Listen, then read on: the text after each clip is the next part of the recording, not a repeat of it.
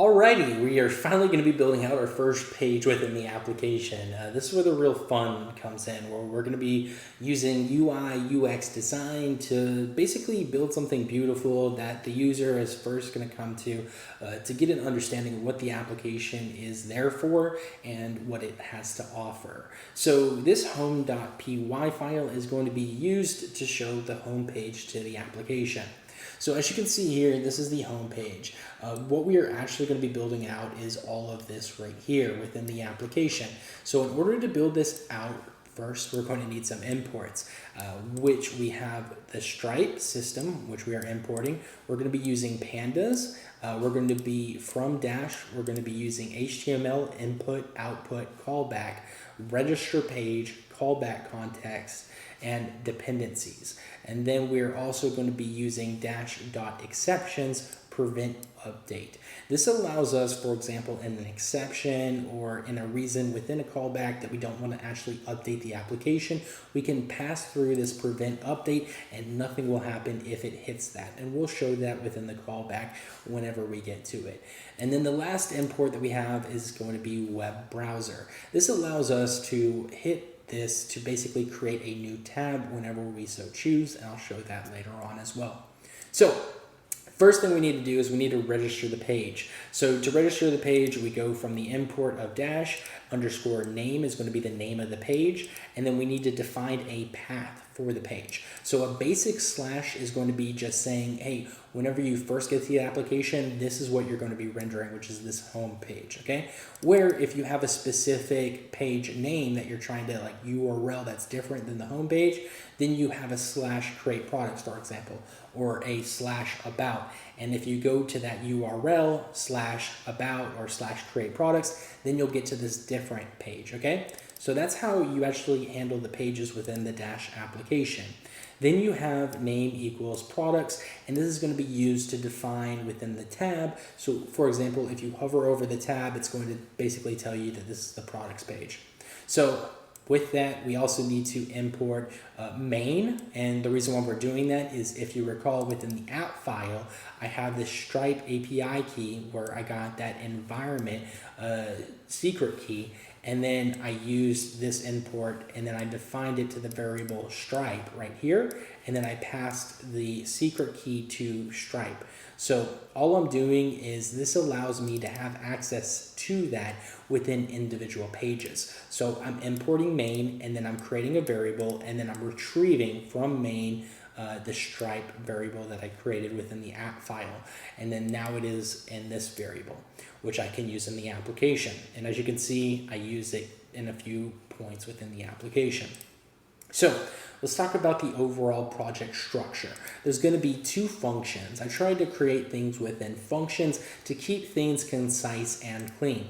This initial function is going to fetch the product data. So this is going to do all of the talking to the Stripe system, get the context and the information to the products, and it's going to basically create this dictionary and append it to a list so that we can access it and then plug it into where we want it, which is going to be these cards right here.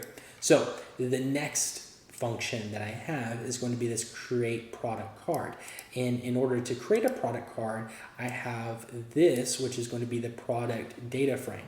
So when this function is hit, it's going to need to pass through the product data frame, which is retrieved from this function, and that's going to actually create the individual cards, okay? And with that, if we scroll down a little bit further, we have this try and accept, which I'll talk about in a bit, and then we have the page layout. So this is the layout to the application. It's relatively small, which is great because all of the hard work is going to be all above wrapped in those functions. So basically the layout, as you can see, available products is going to be the header, and as we can see right here, the available products is the header, okay? And then I have this error message, if there is an error message within this try and the accept of trying to fetch the product data. So basically if something goes wrong within that fetch of the product data, then it will show it in an error message within a block. If nothing goes wrong, then it's going to just return a blank list, which will not show up within the application, okay? So then I also provided this hidden div, which is going to be used to trigger the checkout URL. And I set the style to a display of none. And then I have the product cards. So the product cards are going to be this lower section right below the header of this page, where it's going to be these individual cards. So this is using that function that I just showed above, and then I'm passing through the data frame, which is from that try and the accept, okay? So moving down a little bit further, we have only one callback in the application, which allows us to handle the buy button, okay? And we will talk about that in a second. But let's go back up to the top and we will work through this function, the next function, and then finally the callback, okay?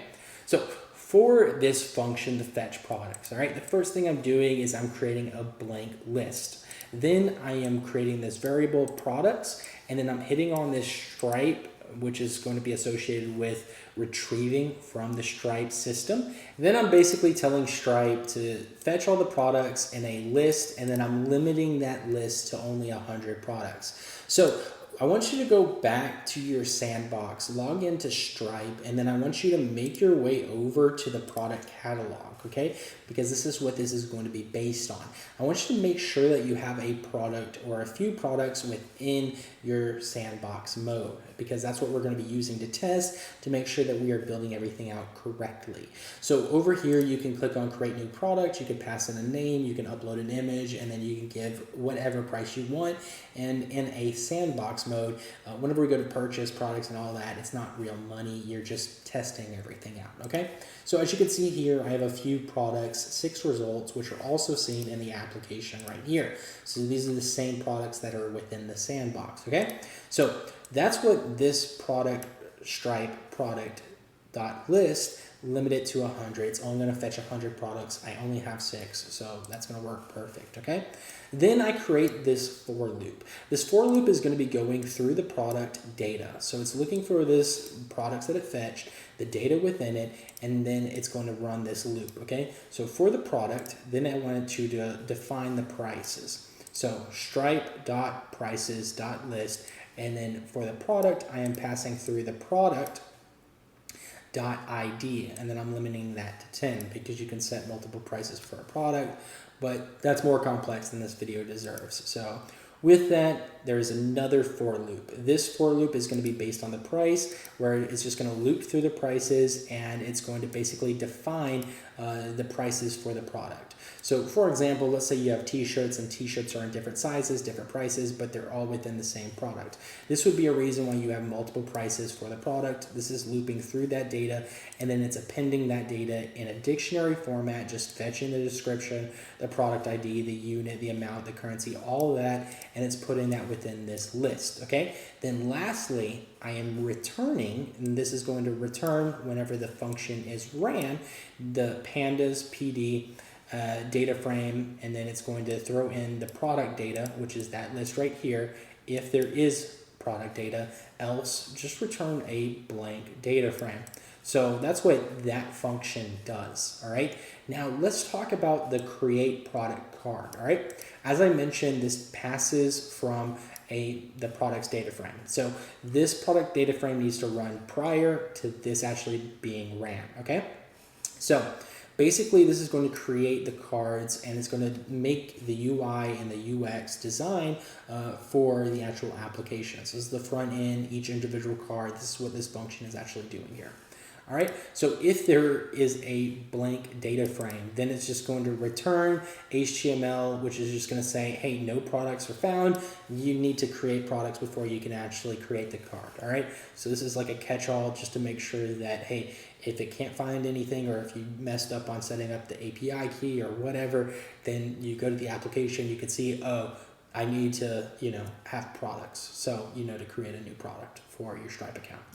All right, so then I create a blank list. So this is going to be the cards that are going to be populated. So each one of these cards is going to be put in this list, okay? So and then with that, I'm providing ID and then the product, and product data frame, it arose. So within that, you can see that there is the product ID and then the product, and that's all, going to be passed through. So it's going to iter through the data frame, and it's going to basically create, depending on how many items are within the data frame, a card for each item, okay? So I create this card, which is going to equal an HTML div. So that's going to define, you know, the box that this card is going to live in. The first thing I do is I provide the product image. I'm using html.image. I'm providing a source, which is going to be the product, which is from here. You don't want to use the index because that's just the number of the product. The actual data is going to be the second one, which is going to be the product. So product image, okay? If there is a product image, else, this is a catch-all, okay? So this is just defining a empty image, or just saying, hey, just use this placeholder link to throw in if there isn't an image, and then, you know, I can fix that later, but it doesn't actually break anything, and it just still runs. So with that, I give it some style. I say, hey, I want you to take up the full width of the card. I want the height to be limited to 200 pixels, and I want the object fit to cover its section. And then I give it a border radius just to make it look a little bit nicer, okay? So then now for the product details. The product details, we need to have the product name. So that's going to be passed through an HTML H1. That's going to be this right here. So this is what that is. And then I give it a little bit of a margin so that, as you can see here, there's some space between that and the description. So for the description, I'm using an html.p, which is just text, and I'm passing through the product description. And then I'm giving it a style with a color and then a minimum height and a font size, so that that's setting, this is different than that. You know what I mean? So other than that, I am providing a price below that, okay? So I'm creating a new div. And then basically I'm saying, hey, if it's a product that has an amount, then basically throw that in there. Else, if it's a subscription, then throw that in there.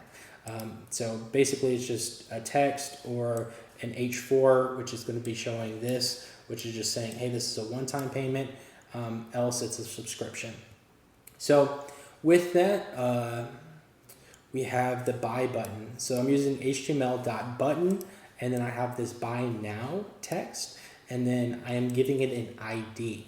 So this is going to be the trigger point for the callback. So whenever you hit on the callback, it needs to know what button it is associated with, okay? So in order to do that, you can have this dynamic ID, okay? And the way that you can create this dynamic ID is that you provide a type, which is going to be the ID, which is buy button, okay? And then for the index, it needs to know the index of the product associated with the buy, okay? So that's where I'm passing in the IDX. And that, as you recall from the for loop, that was part of the for loop from the product data frame. So it's just saying, hey, this is number 1, this is number 2, this is number 3, number 4, and then that's going to be passed through the ID. So you're looking for buy button, index 1, index 2, index 3, and then the callback knows which buy button you clicked, okay? So for the buy buttons, in clicks just means what is the state of the button, okay? So 0 means it's never been clicked, okay? Whenever you click on the button, the in clicks will go up to 1, okay? So that will tell the callback, hey, it's a 1 now, it's not a 0, so do something, you know? So that's what this is kind of defining, but we want to start it off at 0 because, you know, these are buttons that haven't been clicked yet at the start of the page load, okay? So then I'm giving some styles, and you could read through that, but just background color, padding, just make it look nice, you know? So it's just some CSS, and then I'm defining the product ID, product price ID, and that's just being passed through as well. So with that, I have some more styling. This styling is going to be associated with the div to give some padding underneath it. That's going to be this right here. And then this actual div is going to be associated with the border, which is going to be this border right here, giving a drop shadow. You know, how do I want to align it? Just kind of making things look nice. So this is just the CSS to make things look nice, okay? And then once I'm actually done defining, all right, what each card should look like, because that's what this is doing. It just define, hey, go through all the products, create a card for each product, then I append it to this blank list above, okay? And in order to do that, I have cards.append, and then I'm adding that variable card. And that variable card is this whole div that contains the card. All right. So with that, the last thing I'm doing is I'm returning an HTML div, and then I'm putting in all the cards, and then I'm aligning the text to be center, okay? So if you recall, this is going to initialize the application, all right? Prior to running the layout, I am defining the product data frame. I actually need to trigger that function, all right? And the way that I do that is I basically type out the function name a second time and then open, close the parentheses. This basically says, hey, run this function, and then pass it to this variable product data frame, okay? So with that, if this all runs and everything's fine, then this is going to be the value that we're going to be using. And if something goes wrong, then it's going to say that this is going to be a blank data frame and it's going to have an error message. Else, there's not going to be an error message. All right. Then the layout we already kind of talked about, but just want to show this. We have the create product cards, okay? That's that function right up above, this function where we're creating all the product cards. That's going to be passed into the layout. So this is at the very bottom of the layout. We have the product cards within the layout. And we are passing through the products data frame, which was that triggered function where it fetched all the data. Then it's passing it through the create product cards function, and then it's actually creating that within this div, which is the product container. So with that, we have the callback, okay? The callback needs an input and an output at the bare minimum. You can also use state, but we're not going to be using that within this callback. We're keeping everything as simple as possible. So we have this input. Input, as you recall, up in the card section, we have this buy button, all right? And I'm passing through the index dependencies.all is basically telling you to look for the index and all the indexes associated with this ID of buy button, okay? So that is everything that you could see right here. So that's what this callback is actually looking for within the input. So then it's also going to be looking for the end clicks. So if the end clicks changes in that, then it's going to trigger this callback function, okay? Now I'm passing through this input, all right, as a variable. Every input has a variable. And because this one is end clicks, I just retain that and I pass it through here, but you could name it whatever, but I would try to associate it with the actual component property. So this component property is passed into the callback function, and this is going to handle the buy button when a Stripe checkout session is created. So what is this actually going to do? I'll go back to the application and then I'll click buy now, okay? And then we can see that it opens up a new page, and then it shows the actual product, and then it asks for our payment information, and you can actually buy the product. All right, so how does it do that? All right, so the first thing that I do is that I check which button was clicked, okay? CTX is kind of like some magic, but it uses callback context, and that's what CTX stands for. So for this, we just use callback context, which was defined in the import above right here. And we just pass that through into the callback, and we basically say, if not a callback trigger, then do nothing. So raise prevent update just says, hey, if there's no button clicked, do nothing. So that's what the prevent update is doing. Now check if any button was actually clicked. So if all, and then we are going to click equals 0 for click and end clicks. So it's looking in here, then it's going to prevent update. All right. So now it's actually saying, all right, so it passed both of these checks. Now let's find which button was clicked, because the click isn't 0. This is what this one's saying. It's like, hey, is the click 0? It's not 0, and there was an actual callback context, then it has to go to this section, which is basically saying that what is the index? All right, currently it's none. So for I end clicks and enumerate in the end clicks. So it's going through all the different cards, and then it's enumerating through them and their associated end clicks. Then if there is a end click that is larger than 0, then that means that that button was clicked, okay? So that's just saying that the clicked index is going to be I. So that's what this is doing, okay? Then it breaks the loop, okay? So it found what button was clicked, okay?